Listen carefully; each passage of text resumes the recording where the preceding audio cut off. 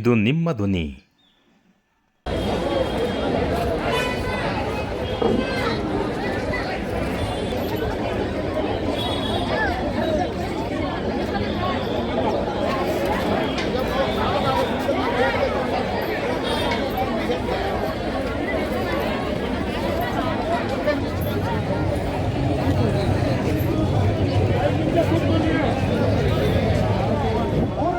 ಕಾರ್ಯಕ್ರಮ ಇಂತಹ ಒಂದು ಕಾರ್ಯಕ್ರಮಗಳನ್ನ ಆ ಬಡವರಿಗೆ ಭೂಮಿ ಸಿಗೋವರೆಗೂ ಕೂಡ ಎಲ್ಲವರೆಗೂ ಹೋರಾಟ ಹೋಗ್ತದೆ ಗೊತ್ತಿಲ್ಲ. ಇಡೀ ದಲಿತ ಸಂಘರ್ಷ ಸಮಿತಿ, ದಲಿತ ವಿದ್ಯಾರ್ಥಿ ಒಕ್ಕೂಟ ಮತ್ತು ಕರ್ನಾಟಕ ರೈತ ಸಂಘಟನೆ ಕೂಡ ಸೇರಿ ಇನ್ನು ಉಳಿದಂತ ಎಲ್ಲ ಮಾನವೀಯ ಸಂಘಟನೆಗಳು, ಜೀವಿಕ ಆಗಿರ್ಬೋದು, ನಮ್ಮ ಎದ್ದೇಳು ಕರ್ನಾಟಕ ಆಗಿರ್ಬೋದು, ಬೇರೆ ಬೇರೆ ಸಂಘಟನೆಗಳೆಲ್ಲ ಕೂಡ ಸೇರಿ, ಕ್ರೈಸ್ತ ಸಂಘಟನೆಗಳು ಮತ್ತು ಬೇರೆ ಬೇರೆ ಎಲ್ಲರೂ ಕೂಡ ಇವತ್ತು ನಾವೆಲ್ಲ ಅವ್ರ ಜೊತೆಲಿ ಚರ್ಚೆ ಮಾಡಬೇಕಂದ್ರ ಮುಂದೆ ಇವ್ರಿಗೆ ಭೂಮಿ ಕೊಡೋದು ಹೇಗೆ, ಬಡವ್ರಿಗೆ ರಕ್ಷಣೆ ಮಾಡೋದು ಹೇಗೆ ಅಂತಕ್ಕಂಥದ್ದು ಕೂಡ ನಾವು ಚರ್ಚೆ ಮಾಡ್ತೀವಿ. ದಯವಿಟ್ಟು ನಿಮ್ಮ ಮೇಲೆ ನಾವು ಭರವಸೆ ಇದೆ ಸರ್. ನಾವು ಕೂಡ ಹೇಳಿದ್ವಿ, ನೀವು ಜನಪರವಾಗಿ ಈಗಾಗಲೇ ತುಮಕೂರು ಜಿಲ್ಲೆಯಲ್ಲಿ ಗಿನ್ನಿಸ್ ದಾಖಲೆ ಹಾಕಂತ ಒಂದು ಆ ಸೈಟ್ಗಳನ್ನು ನೀವು ನಿರ್ಣಯ ಮಾಡಿ ಇಲ್ಲಿ ಬಂದಿದ್ರಿ. ಇವತ್ತು ಗಿನ್ನಿಸ್ ದಾಖಲೆ ಆಗಿದೆ ನೀವು ಕೊಟ್ಟಿರ್ತಕ್ಕಂಥ ಸೈಟ್ಗಳು. ನಾನು ನಿಮಗೂ ಕೂಡ ಮನವಿ ಮಾಡ್ಕೊಳ್ಳೋದಿಷ್ಟೇ, ತುಮಕೂರು ಜಿಲ್ಲೆಯಲ್ಲಿ ಯಾವ ರೀತಿ ಗಿನ್ನಿಸ್ ದಾಖಲೆಗಳನ್ನ ಮಾಡಿದಿರಿ, ಚಿಕ್ಕಬಳ್ಳಾಪುರ ಜಿಲ್ಲೆಯಲ್ಲೂ ಕೂಡ ತಾವು ಗಿನ್ನಿಸ್ ದಾಖಲೆಯನ್ನ ಮಾಡಬೇಕು. ಇಲ್ಲಿ ಭೂಮಿ ಕೊಡ್ತಕ್ಕಂಥದ್ದಾಗಬೇಕು. ಯಾಕಂದ್ರೆ ಅಲ್ಲಿ ನಿಮ್ಮ ಕೈಯಲ್ಲಿ ಭೂಮಿ ಕೊಡ್ಲಿಕ್ಕೆ ಸಾಧ್ಯ ಆಗಲಿಲ್ಲ.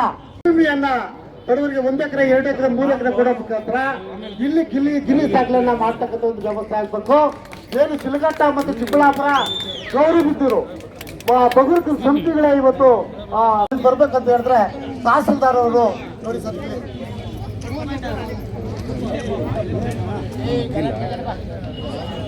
20/11/2025 AC ಸಾಹೇಬರ ನೇತೃತ್ವದಲ್ಲಿ 2 ಸಭೆಗಳಾಗಿವೆ.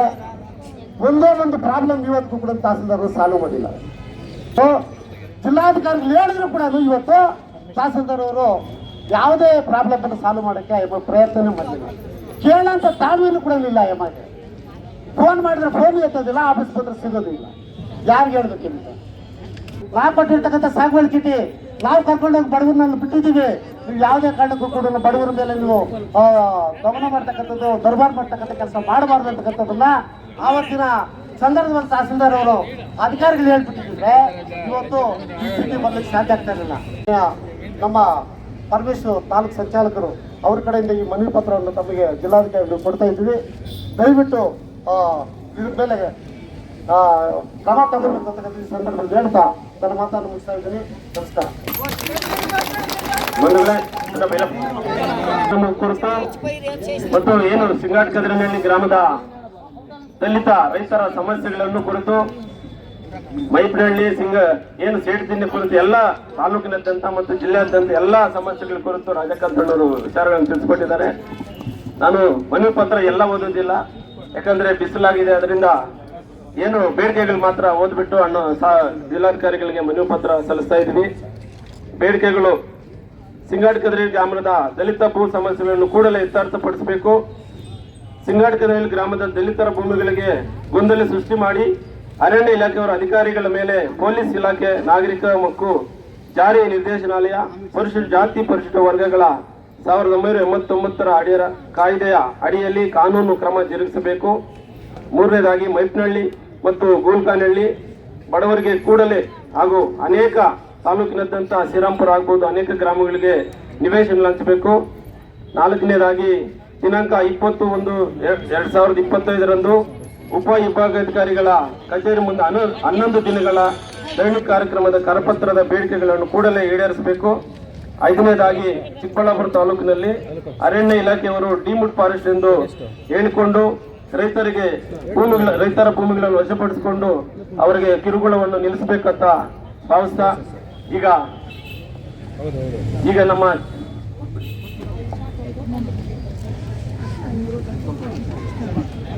ಜಿಲ್ಲಾ ಅಧಿಕಾರಿಗಳಿಗೆ ನೀಡ್ತಾ ಇದ್ದೀವಿ.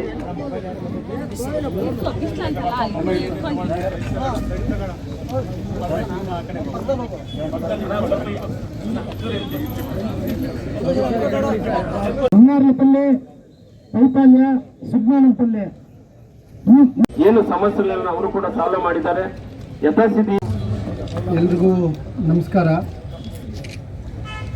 ಈಗಾಗಲೇ ಮಾತನಾಡಿದಂಥ ರಾಜಕಾಂತ್ ಅವರು ಹಾಗೂ ಅನೇಕ ಮುಖಂಡರುಗಳು, ವಿಶೇಷವಾಗಿ ದಲಿತ ಸಂಘರ್ಷ ಸಮಿತಿ ಹಾಗೂ ವಿವಿಧ ಸಂಘಟನೆಗಳ ನೇತೃತ್ವವನ್ನು ವಹಿಸಿರ್ತಕ್ಕಂಥ ನಾವೆಲ್ಲರೂ ಕೂಡ ಇವತ್ತು ಬೆಳಗ್ಗೆ ಉಪಸಂರಕ್ಷಣಾಧಿಕಾರಿಗಳ ಕಚೇರಿಯಿಂದ ಇಲ್ಲಿ ತಾಲೂಕು ಕಚೇರಿವರೆಗೆ ಕಾಲ್ನಡಿಗೆಯಲ್ಲಿ ಬಂದು ಇಲ್ಲೂ ಕೂಡ ಸಾಂಕೇತಿಕವಾಗಿ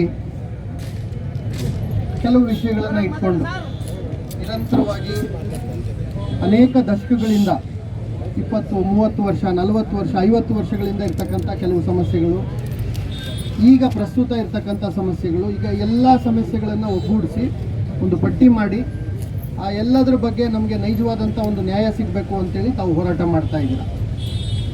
ಈ ಸಂದರ್ಭದಲ್ಲಿ ಜಿಲ್ಲಾಧಿಕಾರಿಯಾಗಿ ಭಾಳ ಜವಾಬ್ದಾರಿಯುತವಾಗಿ ತಮಗೆ ಕೆಲವು ಮಾಹಿತಿಗಳನ್ನು ಕೊಡಲಿಕ್ಕೆ ನಾನು ಬಯಸ್ತೇನೆ.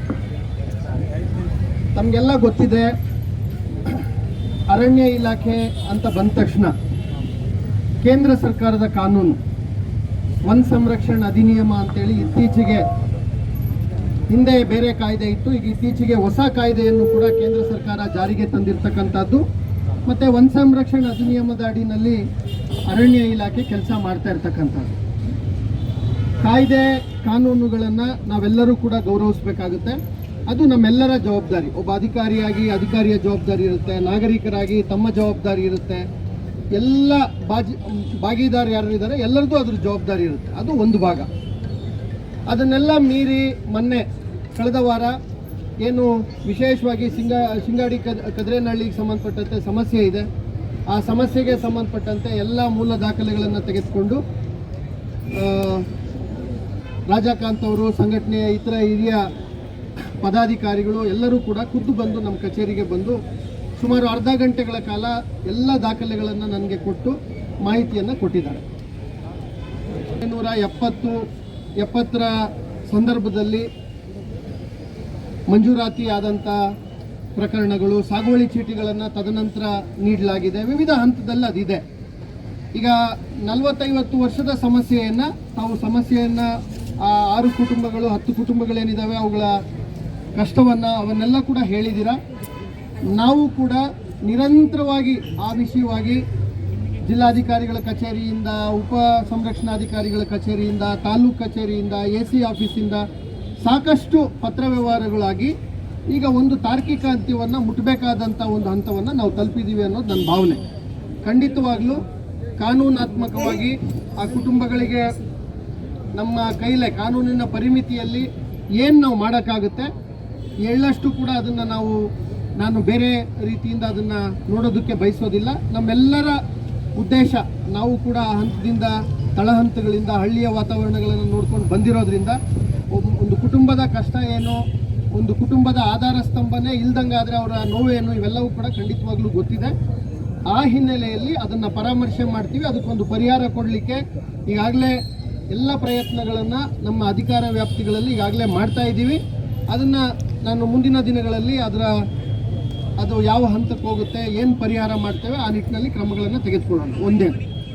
ಎರಡನೇದು, ವಸತಿ ರೈತರಿಗೆ ಸಂಬಂಧಪಟ್ಟಂತೆ ಏನು ನಿವೇಶನಗಳಿಲ್ಲ, ಈಗಾಗಲೇ ಜಿಲ್ಲೆನಲ್ಲಿ ಸುಮಾರು ಕಳೆದ ಒಂದು 4-5 ತಿಂಗಳಲ್ಲಿ ಸುಮಾರು 250ರಿಂದ 300 ಎಕರೆಗಳಷ್ಟು ಇಡೀ ಜಿಲ್ಲೆಯಲ್ಲಿ ಜಮೀನುಗಳನ್ನು ಗುರುತಿಸಿದ್ದೇವೆ. ಮೊದಲನೇ ಬಾರಿಗೆ ಇವತ್ತು ಬೆಳಗ್ಗೆ ಕೂಡ ಕಂದಾಯ ಆಯುಕ್ತರು ಸರ್ಕಾರದ ಆಶಯ ಇದೆ, ಪ್ರತಿ ತಾಲೂಕಿನಲ್ಲಿ 5,000 to 6,000 ನಿವೇಶನಗಳನ್ನು, ಅದರಲ್ಲೂ ವಿಶೇಷವಾಗಿ ತುಳಿತಕ್ಕೆ ಒಳಗಾದ ಸಮುದಾಯಗಳಿಗೆ,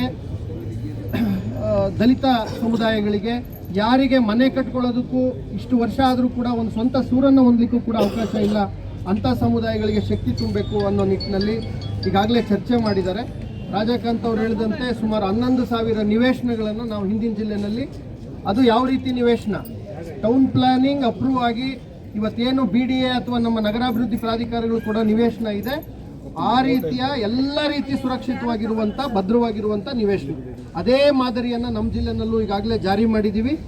ಪ್ರತಿ ಗ್ರಾಮ ಪಂಚಾಯತಿನಲ್ಲಿ ಎಷ್ಟು ನಿವೇಶನ ರೈತರಿದ್ದಾರೆ, ಅವರಿಗೆ ಎಷ್ಟು ಜಮೀನು ಬೇಕು, ಆ ಜಮೀನನ್ನು ಗುರುತಿಸುವಂಥ ಕೆಲಸನೂ ಕೂಡ ಈಗಾಗಲೇ ನಡೀತಾ ಇದೆ. ಗುರುತಿಸಿದ ಮೇಲೆ ಟೌನ್ ಪ್ಲಾನಿಂಗ್ ಅಧಿಕಾರಿಗಳಿಂದ ಸ್ಪಷ್ಟವಾದಂಥ ನಕ್ಷೆಯನ್ನು ತಯಾರಿಸಿ ನಿಮಗೆ ಸೈಟನ್ನು ಕೊಟ್ಟು, ಆ ಸೈಟನ್ನು ರಿಜಿಸ್ಟ್ರು ಮಾಡುವಂಥದ್ದು, ಜೊತೆಗೆ ಈ ಸ್ವತ್ತನ್ನು ಕೊಡ್ತಕ್ಕಂಥದ್ದು. ಹೇಗೆ ನಾವು ಕಂದಾಯ ಗ್ರಾಮದಲ್ಲಿ ನಿಮ್ಮ ಮನೆಗಳಿಗೆ ಹಕ್ಕುಪತ್ರವನ್ನು ಕೊಡ್ತಾ ಇದ್ದೇವೆ, ರಿಜಿಸ್ಟ್ರೇಷನ್ ಮಾಡಿಕೊಡ್ತೀವಿ, ನಂತರ ಈ ಸ್ವತ್ತನ್ನು ಕೊಡ್ತಾ ಇದ್ದೀವಿ, ಆ ರೀತಿ ಸುರಕ್ಷಿತವಾಗಿ ಶಾಶ್ವತವಾಗಿ ನಿಮ್ಗೆ ಹಕ್ಕು ಕೊಡಬೇಕು. ಆ ನಿಟ್ಟಿನಲ್ಲಿ 100ಕ್ಕೆ 100ರಷ್ಟು ನನಗೆ ಭರವಸೆ ಇದೆ. ಆ ಕೆಲಸವನ್ನು ಬರೀ ಮಾತಿನಲ್ಲಿ ನಾವು ಉಳಿಸೋದಿಲ್ಲ. ಮುಂದಿನ ದಿನಗಳಲ್ಲಿ ಮಾನ್ಯ ಜಿಲ್ಲಾ ಉಸ್ತುವಾರಿ ಸಚಿವರುಗಳಾಗಲಿ, ಮಾನ್ಯ ಎಲ್ಲ ಶಾಸಕರುಗಳಾಗಲಿ, ಘನ ಸರ್ಕಾರದ ಆಶೆ ಇದೆ. ಅದರಲ್ಲೂ ವಿಶೇಷವಾಗಿ ಮಾನ್ಯ ಕಂದಾಯ ಸಚಿವರು, ಮಾನ್ಯ ಉಪಮುಖ್ಯಮಂತ್ರಿಗಳು ಮೊನ್ನೆ ಈಗಾಗಲೇ ಸೂಚನೆಯನ್ನು ಕೊಟ್ಟಿದ್ದಾರೆ. ನಿವೇಶನ ಕೊಡುವಂಥದ್ದು ಸರ್ಕಾರದ ಮೊದಲನೇ ಆದ್ಯತೆ ಅನ್ನೋ ಮಾತನ್ನು ಅವ್ರು ಹೇಳಿದ್ದಾರೆ. ಆ ಕೆಲಸವನ್ನು ನಾವು ಚಾಚು ತಪ್ಪದೆ ಮಾಡ್ತೀವಿ. ಅದರಲ್ಲಿ ನಿಮ್ಮ ಮೈಲ್ನಹಳ್ಳಿ ಆಗಲಿ, ಇನ್ನೂ ಈ ಪಟ್ಟಿನಲ್ಲಿ ಅನೇಕ ಗ್ರಾಮಗಳನ್ನು ತಾವು ಗುರುತಿಸಿದ್ದೀರಾ. ನಾನು ಹೆಚ್ಚಿಗೆ ಮಾತಾಡಿದರೆ ಅದು ಮಾತಾಡ್ದಂಗೆ ಆಗುತ್ತೆ. ಅದಕ್ಕಿಂತ ನಮಗೆ ಹೆಚ್ಚು ಕ್ರಿಯೆನಲ್ಲಿ ನಾವು ಕೆಲಸದಲ್ಲಿ ನಮ್ಮ ಒಂದು ಮಾತುಗಳನ್ನು ತೋರಿಸ್ಬೇಕಾಗ್ತದೆ. ಆ ಜವಾಬ್ದಾರಿಯನ್ನು ನಾವು ತಗೊಳ್ತೇವೆ ಅನ್ನೋ ಮಾತನ್ನು ಈ ಸಂದರ್ಭದಲ್ಲಿ ಹೇಳೋಕೆ ಬಯಸ್ತೇನೆ.